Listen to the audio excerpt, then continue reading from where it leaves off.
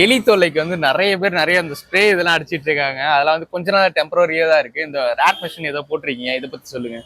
ஆக்சுவலா எலிக்கு வந்து பாத்தீங்கன்னாக்கா அது கண்டிப்பா அதாவது பெரிய தொல்லை அது. ஏன்னா வந்துட்டு அது கடிச்சிருச்சுன்னா ஏதாவது ஒரு ஆகாத ஒரு வயரை கடிச்சிருச்சுன்னு வச்சுக்கோங்களேன், அது ரொம்ப பெரிய செலவு கூட எடுத்து. ஃப்ரெண்டோட கார்ல எலி கடிச்சு ஒரு 30,000 கிட்ட செலவு பண்ணாரு. நிறைய பேர் நிறைய பிரச்சனை நடந்திருக்குது.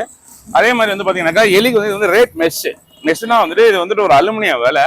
நம்ம கீழே இதுல பாத்தீங்கன்னா தெரியும், இன்ஜினுக்கு கீழே வந்துட்டு எலி எங்கெல்லாம் போக முடியாம இருக்குதோ ஒரு சின்ன கேப் கூட இல்லாம சின்ன வண்டி பெரிய வண்டி எல்லாத்துக்குமே ரேட் மெஷ் அடிச்சு கொடுத்துரும். அதனால எலிக்கு வந்துட்டு உள்ள போகவே முடியாது. இன்னொரு விஷயம் இருக்கு, அதாவது ரேட் மிஷின் ஒண்ணு இருக்கு.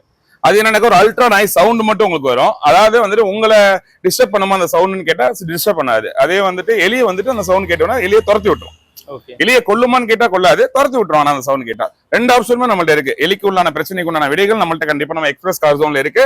உங்களுடைய வண்டிகளை வந்து எலிகள்ட்ட இருந்து கவனமா காப்பாத்திக்கிறீங்க. நான் இருக்கிறேன், நீங்க கண்டிப்பா வண்டி எடுத்துலாங்க, பக்காவா போட்டு கொடுத்துருங்க.